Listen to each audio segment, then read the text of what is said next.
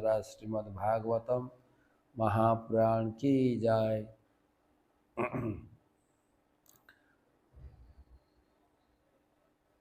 আজকের আলোচনা এই পঞ্চম অধ্যায়ের অন্তিম ক্লাস, দক্ষের অভিশাপ। গত দুটো ক্লাসে তার ভিতরে যত ক্রোধ জমা হয়েছিল নারদ মুনির উপরে ঝেড়েছেন, আর নারদ মুনি চুপচাপ শুনেছেন, কোনো প্রতি উত্তর করেননি। একজন প্রচারকের মনোভাব, রিয়াকশন। আমরা প্রচার করতে গেলে এই ধরনের সমস্যার সম্মুখীন আসবেই। প্রভুপাদ এই নারদ মুনির কাহিনীকে নিজের করে তিনি বুঝিয়েছেন, আমিও অভিশপ্ত হয়েছি।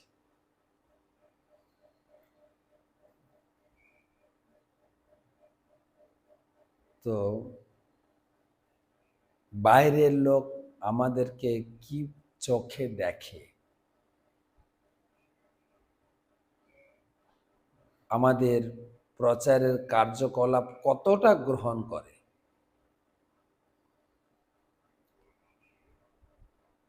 এখান থেকে শিখতে হবে।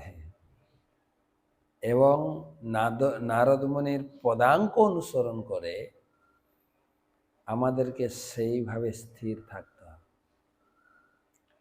নারদ মুনির উপরে কেবল ক্রোধ প্রকাশ করেননি, আজকের ক্লাসে দেখব অভিশাপ দিয়ে দিলেন। এটা প্রশ্ন আসেন, প্রভুপাদ প্রশ্ন তুলেছেন। তো নারদ মুনি ওখান থেকে পালিয়ে গেলেন না কেন? তিনি জানতেন এ শুধু তার ক্রোধ উগরে দেবে না, অভিশাপও দেবে। প্রভুপাদ সমাধান করেছেন। প্রভুপাদ নারদ মুনির জানতেন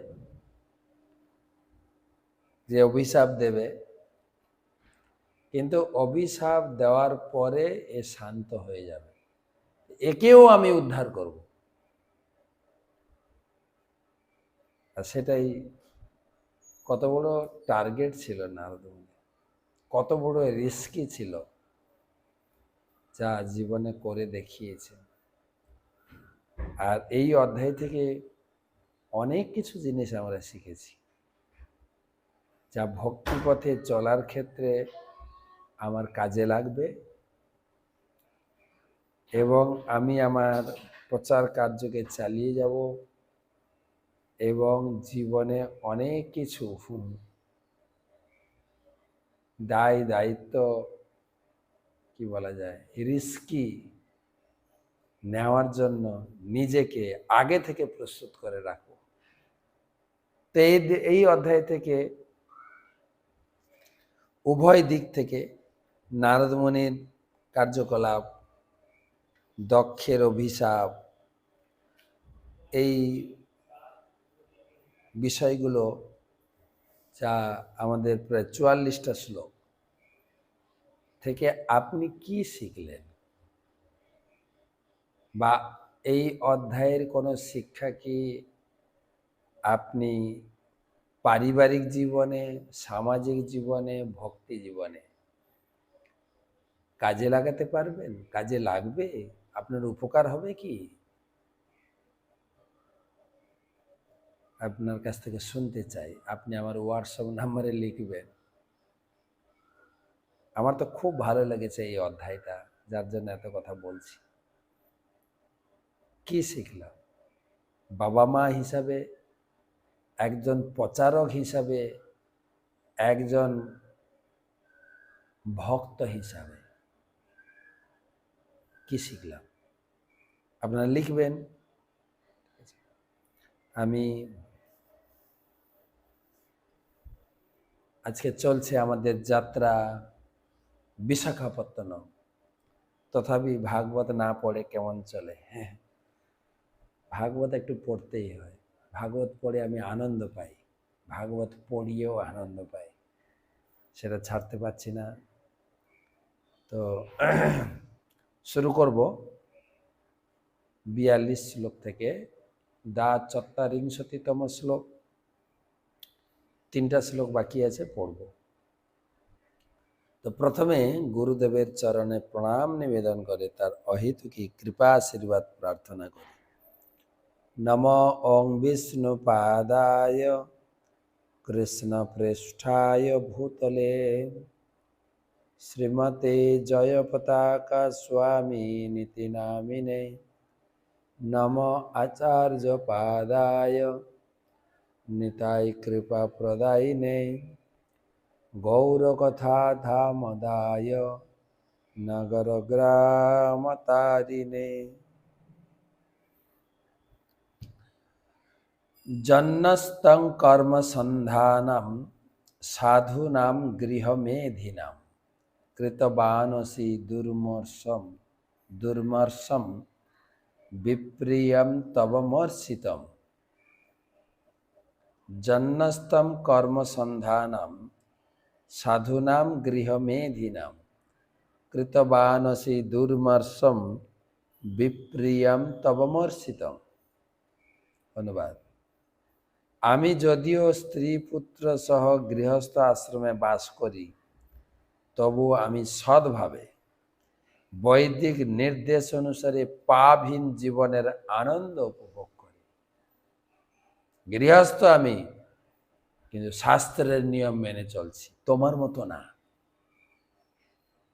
আমি দেবযজ্ঞ, ঋষিযজ্ঞ, পিতৃযজ্ঞ, নৃযজ্ঞ সমস্ত যজ্ঞ অনুষ্ঠান করেছি। আমরা গতকালকের আগের ক্লাসে আলোচনা করেছিলাম যে মনুষ্য জন্ম গ্রহণ করার সাথে সাথে আমরা 3টা ঋণের বোঝা বইছি। 3টা ঋণের বোঝা আমাদের সকলের উপরে। জন্মসূত্রে পিতামাতা একটা বোঝা, পিতামাতার যে সেবা গ্রহণ করেছি, আমার এই জগতে জন্মগ্রহণ করার জন্য পিতামাতার যে কর্তব্য করেছেন, কত কষ্ট স্বীকার করেছেন, তার সে ঋণের বোঝা আমাদের মাথার উপরে রয়েছে। 2 নম্বর ঋণ হচ্ছে দেবতাদের দান, আলো, বাতাস, ভূমি, তাদের প্রতি আমরা ঋণগ্রস্ত। আর 3 নম্বর হচ্ছে মুনি ঋষিগণ যে সমস্ত শাস্ত্র গ্রন্থ লিখেছেন, আমাদের মার্গদর্শন করে গেছেন, তাদের সেই মার্গদর্শন অনুসরণ করা, এটা একটা ঋণের বোঝা। তো এখন দক্ষ বলছেন, আমি সে ঋণ চুকাচ্ছি। কেন? আমি গৃহে রয়েছি, পিতামাতার আদেশ অনুযায়ী সন্তান জন্ম দিয়েছি, দেবতাদের উদ্দেশ্যে যজ্ঞ করছি, এবং আমি শাস্ত্র পড়ে ভক্ত হয়েছি। এর আগের শ্লোকগুলোতে আপনারা দেখেছেন, ভালো করে এবং প্রচুর সন্তান সৃষ্টি করার জন্য দক্ষ তপস্যা করেছিলেন, এবং ভগবান নিজে এসে দর্শন দিয়েছেন আশীর্বাদে যে আমি কোন অংশে কম। আমি তপস্যাও করেছি, বৈদিক নির্দেশ অনুসারে আমি সংসার করেছি, সন্তান উৎপাদন করেছি। আমি পিতৃযজ্ঞ, নৃযজ্ঞ, দেবযজ্ঞ সব করেছি। আপনি কি করেছেন? হ্যাঁ, আমরা জন্ম দেবো আর আপনি ব্রহ্মচারী বানাবেন? হ্যাঁ, খুব মজা না? খুব মজা। আপনি একটা ভণ্ড।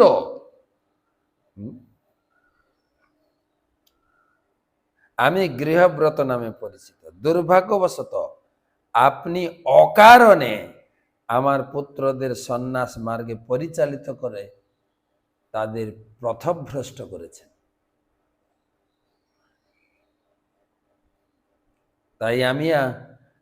তাই আপনি আমাকে অশেষ দুঃখ দিয়েছেন, যা সহ্য করার মতো নয়। আর সত্যি তাই, 11,000 ছেলেকে ব্রহ্মচারী সন্ন্যাসী বানিয়েছে। কত বড় রিস্কের কাজ না? আমি বলেছিলাম ক্লাসে, আমরা তো যখন কেউ মন্দিরে এসে জয়েন করতে চায় বা আমাদের কাছ থেকে পরামর্শ নিতে চায়, মহারাজ আমার আর এই পড়াশোনা বা বাড়িতে থাকা ভালো লাগছে না, আপনি যদি একটু সৎ পরামর্শ দেন, আপনাদের বই পড়েছি, আপনাদের লেকচার শুনেছি, তার থেকে আমি বুঝতে পারছি যে এই মনুষ্য জীবনে ভগবানের সেবা করা উচিত। তা আবার এই যুবক বয়সে যদি না করি, শেষ বয়সে তো হবে না। তাই সংসারে ফাঁসতে চাইছি না, আপনাদের আশ্রমে জয়েন করে জীবনটাকে সম্পূর্ণরূপে ভগবানের সেবা লাগাতে চাই। বিশেষ করে আমি তো জিজ্ঞাসা করি, তোমার বাড়িতে কে আছে? বলে আমি একাই ছেলে। তখনই ভয় হয়ে যায়। বাবা মার দায়িত্ব, হ্যাঁ, বাবা মা তোমাকে থাকতে দেবে না, তারা বলবে আমার একটাই ছেলে। দুটো হলে তখন সাহস হয়, হ্যাঁ চলে আসো, ভাই বাড়িতে আছে, দাদা চলে আসো, বা কখনো বলি দাদা বাড়িতে আছে, তুমি চলে আসো, মায়ের সাপোর্ট একটা আছে। আর এখানে দেখেন 11,000 ছেলে কোনো কিছু নারদমুনি চিন্তা না করে একদম এমন ভাবে তাদেরকে বুঝিয়েছেন, বাড়ি যাওয়ার নামই করেন না। নারদমুনির ক্ষণিক সঙ্গে কোনো চিন্তা নেই। হয়তো চিন্তা করেছেন, আমরাও হয়তো এখানে বুঝতে পারছি না। নারদমুনি তো অবশ্যই ত্রিকালজ্ঞ, তিনি জানেন যে এদের 11,000 ছেলেকে সাধু বানিয়ে এদের বাবা বাবা কিন্তু ছাড়বে না, বাবা মা কিন্তু আমাকে ছাড়বে না। ঠিক আছে, সেই রিস্কটিও আমি নিলাম। কত রাগ ক্রোধ জমে গেছে দক্ষের ভিতরে। আমাকে যা কষ্ট দিয়েছেন, যা দুঃখ দিয়েছেন, আমাকে সহ্যের সীমা ছাড়িয়ে গেছে। কিন্তু এত দুঃখ, এত দুঃখ। তো প্রভুপাদ তাৎপর্যে লিখেছেন যে গৃহমেধিরা তারা চিন্তা করে যে আমার সন্তানকে যদি ভোগে প্রবৃত্ত না করা হয়, তাহলে তার প্রতি হিংসার আচরণ করা। এটা শুনেন, কেবল বাইরের লোক না, যে যারা ভক্ত হয়নি তারা এইরকম আচরণ করে না। দক্ষ বড় ভক্ত, এখনই বললাম যে তিনি তপস্যা করে ভগবানকে দর্শন করেছেন, এখনো বলছেন আমি এখনো যজ্ঞ করছি। ভক্তদের মনোভাব আমরা দেখি, বহু লোক, সে গৃহস্থ হোক, ত্যাগী হোক, ভক্ত হওয়ার পরেও ভোগ বাসনা প্রচুর পরিমাণে বৃদ্ধি পাচ্ছে। এই তো মায়াপুরের আশেপাশে আমি এসেছি 91 সালে, তখন থেকে যা দেখছি, কেবল মায়াপুরে 3টা বিল্ডিং ছিল আমাদের ইস্কনে: চক্র বিল্ডিং, পদ্ম বিল্ডিং, কঞ্চ, শঙ্খ ভবন, পদ্ম ভবন আর চক্র ভবন, লম্বা ভবন, 3টেই ছিল, আর কিছুই ছিল না। চারিদিকে ধান ক্ষেত। আমাদের যখন দিনের বেলা ট্রেনিং ছিল, আমাদের বিল্ডিংয়ের সাইডে ড্রেন পরিষ্কার করতো, এত জঙ্গল ছিল, দিনের বেলা যেতে ভয় করতাম। সাপ, একদিন মনে হয় শিয়াল এসে মুখ দিয়ে চলে গেছে, আমি তো এত ভয় খেয়ে গেছি, বাঘ এলো নাকি।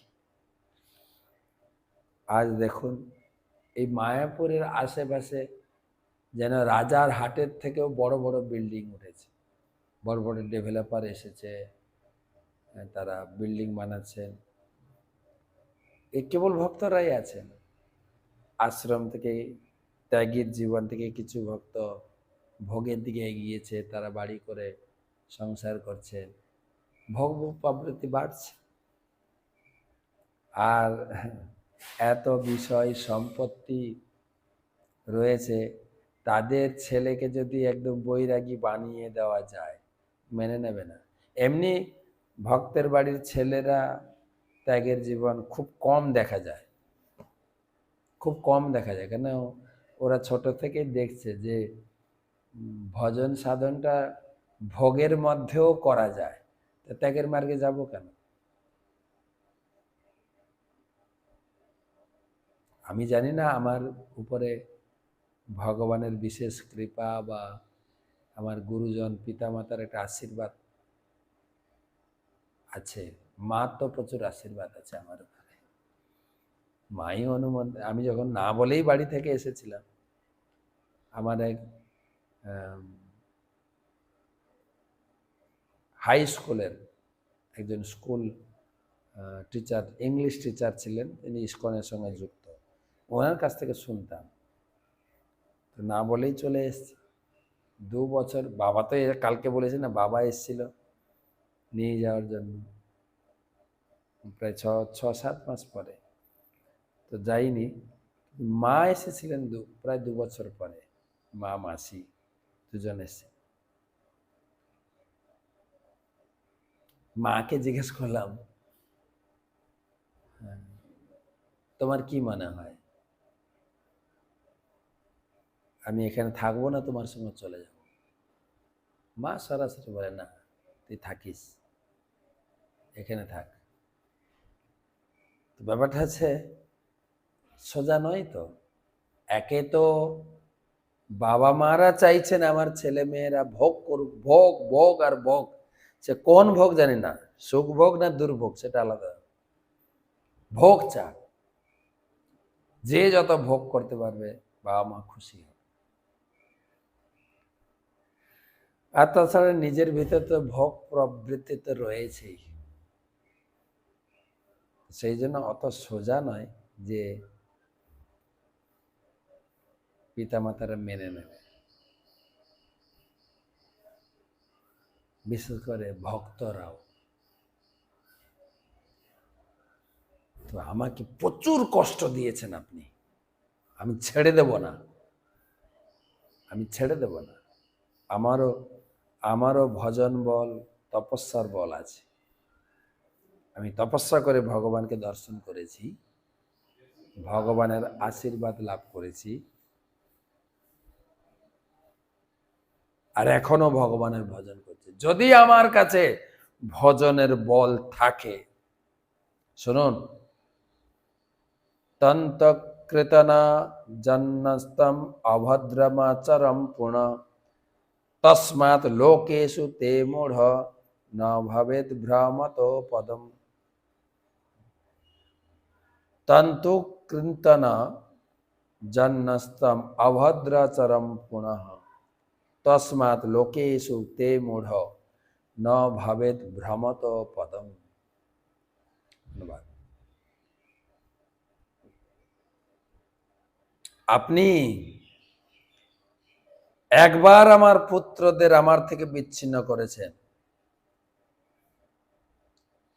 এখন আপনি আবার সেই অশুভ কার্য করেছেন। সহ্যের একটা সীমা থাকে, তাই আপনি মূঢ়, অন্যদের সঙ্গে কিভাবে আচরণ করতে হয় আপনি জানেন না, তাই আপনাকে অভিশাপ দিচ্ছি যে আপনাকে সারা ব্রহ্মাণ্ডে ভ্রমণ করতে হবে, আপনি কোথাও স্থান পাবেন না, এক জায়গায় স্থির থাকতে পারবেন না, আপনার ঘর বাড়ি নেই, ঘুরতেই হবে, ঘুরতেই হবে, ঘুরতেই হবে। বাংলায় একটা ছড়া কবিতা ছিল, থাকবো না কো বদ্ধ ঘরে, দেখবো এবার দুনিয়াটাকে।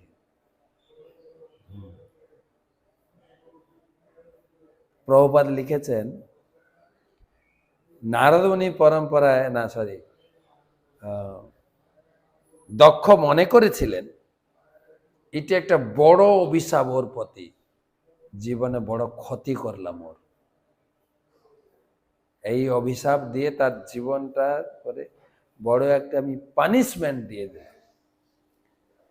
কিন্তু প্রকৃতপক্ষে এই ধরনের অভিশাপ প্রচারকদের কাছে মস্ত বড় আশীর্বাদে পরিণত হয়। গৃহ আসক্তি থেকে মুক্ত হয়ে বিচরণ করবে। চলমান নদীর জল আর চলমান সাধু, তার দূষিত হয় না। লাইট শেষ, দূষিত হয় না। নদীতে যত জল চলতে থাকবে জল ফ্রেশ থাকবে। চলমান নদী আর চলমান সাধু, সাধু যদি এক জায়গায় আটকে যায় আসক্ত হবে, অনেক কিছু সদ্গুণাবলী হারাবে। কিন্তু সেই জন্য নারদ মুনির প্রতি এই অভিশাপ, এক জায়গায় আপনি স্থির থাকতে পারবেন না। ভবেত ভ্রমত পদন, শুধু ঘুরতেই থাকবেন, ঘুরতেই থাকবেন, ঘুরতেই থাকবেন। শিল প্রভুপাদ বলছেন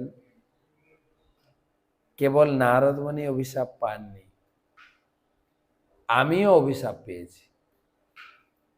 আমি আমার প্রচার কার্যে অনেক যুবক ছেলেকে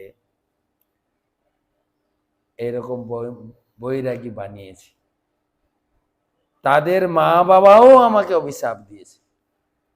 সেই জন্য আমার অনেক বড় বড় মন্দির রয়েছে, থাকা খাওয়ার সুবন্দোবস্ত রয়েছে। প্রভুপাদ থাকাকালীন 108টা মন্দির করেছিলেন। প্রভুপাদের একজন শিষ্য প্রভুপাদের জন্য একটা স্বর্ণ মন্দির বানিয়েছেন, আমি শুনেছি। ওয়েস্ট ভার্জিনিয়া ইস্কনের মন্দির আমেরিকায়, যেখানে স্বর্ণ মন্দির ইস্কনে। আমি যাইনি, ভক্তদের মুখে শুনি, যেখানে প্রভুপাদের রুম, প্রভুপাদের বাথরুম সোনার পাত দিয়ে মোড়া আছে।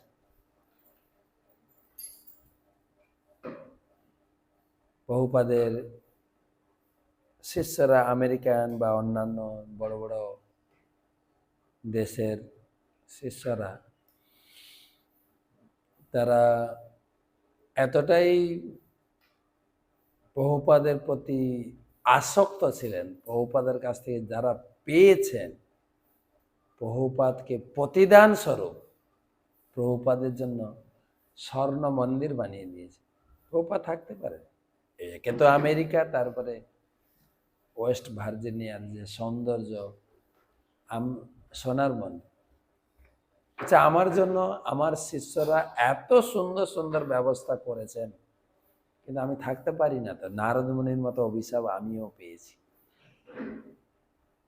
কখনো কখনো প্রভুপাদ বলেছেন যে আমার সন্ন্যাস শিষ্যরা যদি আমার অভিশাপটা ভাগ করে নেয়, তাহলে আমি এক জায়গায় বসে আমার এই বই লেখার কাজটা সম্পূর্ণ করতে পারি।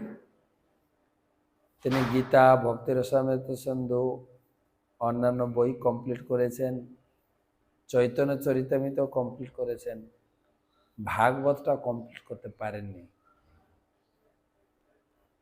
নবম স্কন্ধ কমপ্লিট, দশম স্কন্ধের প্রথম ভাগ পর্যন্ত কমপ্লিট করলেন, তারপরে পারলেন না।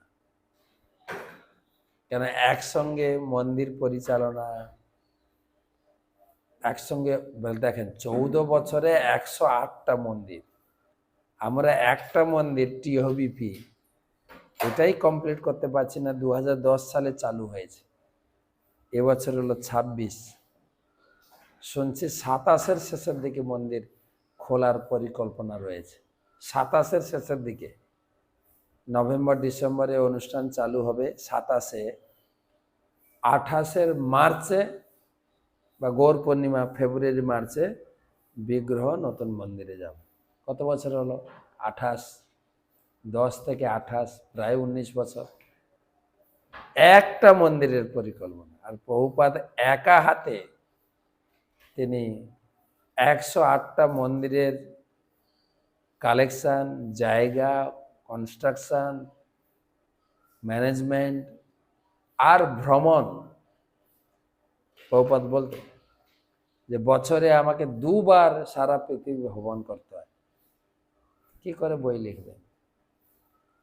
তাই তিনি লিখেছেন, আমার প্রতি এই অভিশাপ যদি আমার শিষ্যরা ভাগ করে, সন্ন্যাস শিষ্যরা ভাগ করে নিতে পারে, তাহলে আমি এক জায়গায় বসে আমার লেখনির কাজটা কমপ্লিট করতে পারি।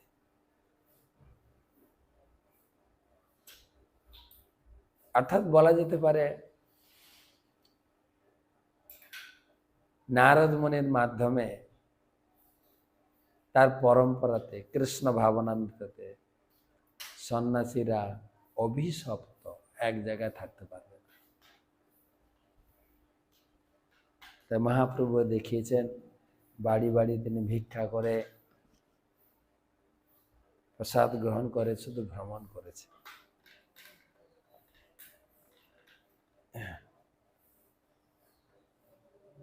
আমার যুবক শিষ্যরা, বিশেষ করে যারা সন্ন্যাস গ্রহণ করে, তারা যদি পৃথিবী সর্বত্র ভ্রমণ করার দায়িত্ব গ্রহণ করেন, তাহলে আমি তাদের পিতা মাতাদের দেওয়া এই অভিশাপ সেই সমস্ত যুবকদের, যুবক প্রচারকদের উপর স্থানান্তরিত করতে পারি। তাহলে আমি এক স্থানে স্বচ্ছন্দে বসে আমার অনুবাদের কাজটা করতে পারি।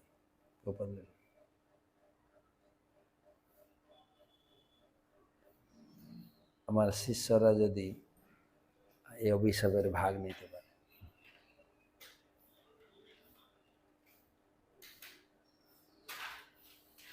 অনেক কিছু শিখছি, আমরা দেখিও তাই। মায়াপুরে থাকার ব্যবস্থা কত সুন্দর, থাকতে পারি না। আর মায়াপুরে থাকলেও ঘুরে বেড়াচ্ছে। গতকালকে বা আজকে এত কাজ, মন্দিরে থেকেও, মায়াপুরে থেকেও ঘরে থাকছে না, দিন ভোর। মায়াপুরে না থাকলে তার কথাই নেই। আর একটা শ্লোক আছে, শ্রী শুক উবাচ প্রতিজগ্রাহ তদ্বাড়ম নারদ সাধু সম্মতঃ এতাবান সাধুবাদ হি তিতিক্ষেতেশ্বর স্বয়ং। শ্রী শুক উবাচ প্রতিজগ্রাহ তদ্বাড়ম নারদ সাধু সম্মত এতাবান সাধুবাদ হি তিতিক্ষেতেশ্বর স্বয়ং। হে রাজন, সুখদেব গোস্বামী কথা সম্পূর্ণ করছেন, অভিশাপ দিয়ে দিয়েছেন, দুজনেই চুপচাপ। সুখদেব গোস্বামী বলছেন, হে রাজন, নারদ মুনি যেহেতু একজন সর্বসম্মত সাধু, তাই প্রজাপতি দক্ষ যখন তাকে অভিশাপ দিয়েছিলেন, তখন তিনি বলেছেন তদ্বাড়ম, হ্যাঁ আপনার অভিশাপ আমি স্বীকার করলাম, হ্যাঁ আপনি ভালো কথাই বলেছেন, আমি এই অভিশাপ গ্রহণ করছি। নারদ মুনি দক্ষকে অভিশাপ দিতে পারতেন, কিন্তু তিনি তা না করে তার অভিশাপ তিনি গ্রহণ করেছিলেন, সহ্য করেছিলেন, কারণ তিনি ছিলেন একজন সহিষ্ণু এবং উদার সাধু। কপিল দেব তার শিক্ষাতে প্রথম নির্দেশ, সাধুর প্রথম গুণাবলী হচ্ছে সহিষ্ণু। তিতিক্ষস্য কারুণিকা শ্রহিত সর্বদেহী। এই জগতে জাগতিক লোককে সহিষ্ণু হতে হয় না, সহিষ্ণু হতে হয় সাধুকে। বিশেষ করে মঠবাসী ত্যাগী ভক্তি সিদ্ধান্ত সরস্বতী ঠাকুর বলেছেন, মঠবাসীদের প্রধান কর্তব্য হচ্ছে সহ্য করতে শেখা। আমরা মঠে থাকি তো, আমাদের যেরকম মায়াপুর বিশাল মঠ, প্রচুর ভক্ত মণ্ডলী, বলতে গেলে জয়েন্ট পরিবার, জয়েন্ট, একসঙ্গে অনেকগুলো বিভাগ, অনেকগুলো ডিভিশন, অনেক মাথা, সবাইকে নিয়ে চলা, সবাইকে নিয়ে অনেক সহ্যের ব্যাপার। তাই মঠবাসীদের প্রধান কর্তব্য হচ্ছে সহ্য করতে শেখা। তো সুখদেব গোস্বামী বলছেন, নারদ মুনি তার সেই অভিশাপ স্বীকার করে নিয়েছিলেন এবং তিনি তার সেই অভিশাপ মাথায় বয়ে নিয়ে চলেছে।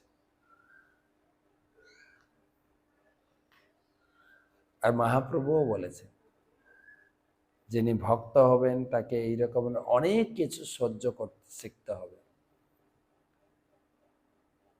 সহ্য ক্ষমতা যে যত বাড়ায়, আমার পরম পূজ্য গুরু মহারাজ শ্রীমৎ সেবক স্বামী গুরুদেব, উনি সহজভাবে বলেন যে সহে সে রহে। তুমি সহ্য করতে পারলে টিকে যাবে। যে সইতে পারে না, সহ্য করতে পারে না, যে না সয় তার নাশ হয়, সর্বনাশ হয়।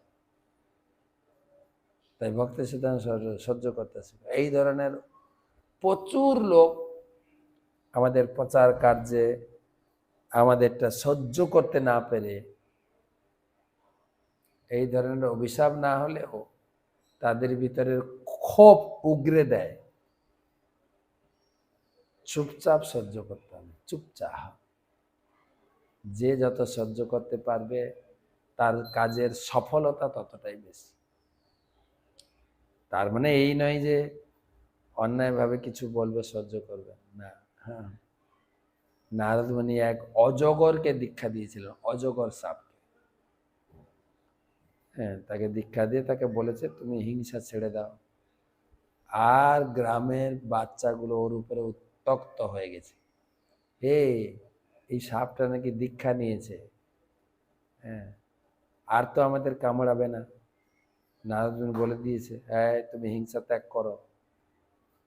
এই সাপের উপরে মা বাড়ি, লাঠির বাড়ি, ল্যাজ ধরে ঘোরানো, কেন না গুরুদেব বলে দিয়েছে হিংসা ত্যাগ কর। তো গুরুদেব একদিন এসছেন দেখতে, আমার শিষ্য অজগর সাপটাকে একটু দেখি।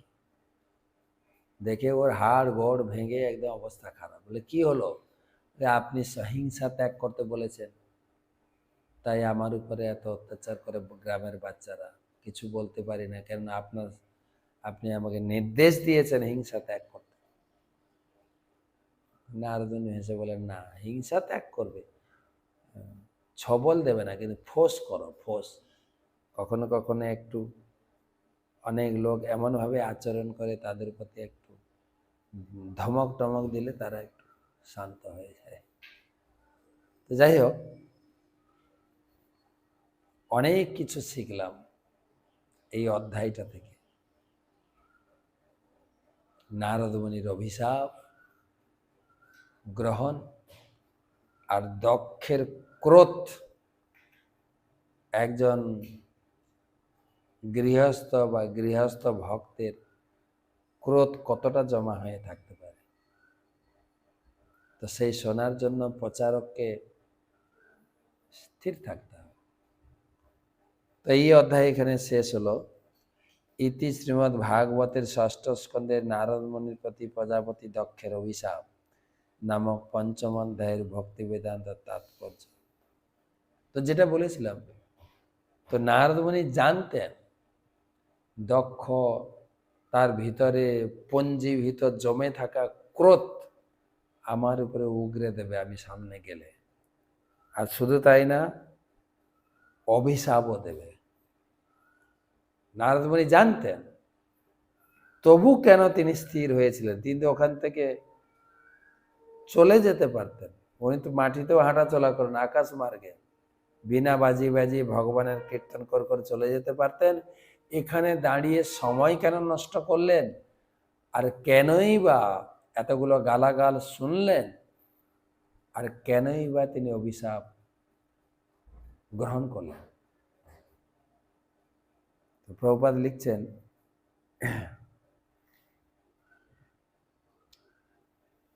শিল বিশ্বনাথ চক্রবর্তী ঠাকুর বলেছেন, প্রজাপতি দক্ষ কর্তৃক এইভাবে অপমানিত হয়ে নারদ মুনি তৎক্ষণাৎ সেখান থেকে চলে যাওয়া উচিত ছিল, কিন্তু তিনি দক্ষের এই কটু বাক্য শ্রবণ করার জন্য অবস্থান করেছিলেন, যাতে দক্ষের ক্রোধ প্রশমিত হয়। প্রজাপতি দক্ষ কোনো সাধারণ ব্যক্তি ছিলেন না। তিনি বহু পুণ্য কর্মের ফল সঞ্চয় করেছিলেন। তাই নারদ মুনি জানতেন যে অভিশাপ দেওয়ার পর দক্ষের ক্রোধ শান্ত হবে এবং তিনি তার দুর্ব্যবহারের জন্য অনুতপ্ত হবেন। তার ফলে তিনি বৈষ্ণব হওয়ার সুযোগ পাবেন এবং তাকে উদ্ধার করতে পারব। জগাই মাধাই যখন নিত্যানন্দ প্রভু চরণে অপরাধ করেছিলেন, তখন নিত্যানন্দ প্রভু তা সহ্য করেছিলেন। তার ফলে দুই ভাই তখন তার চরণ কমলে পতিত হয়ে অনুতাপ করেছিলেন। তারপরে তার ফলে তারা শুদ্ধ ভগবত ভক্তে পরিণত হয়েছিলেন। অনেক শিক্ষা। তো এখানে এই অধ্যায় শেষ হলো। তারপরে দক্ষ আর ছেলে সন্তান সৃষ্টি করলেন না।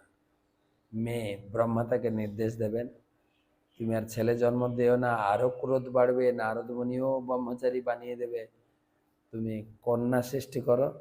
মেয়েদের কাছে নারদ মুনি আসবে না, আর তাদেরকে ব্রহ্মচারী বানাবে না, তোমার টেনশন থাকবে না। সেইটা আমরা ষষ্ঠ অধ্যায়ে পড়ব।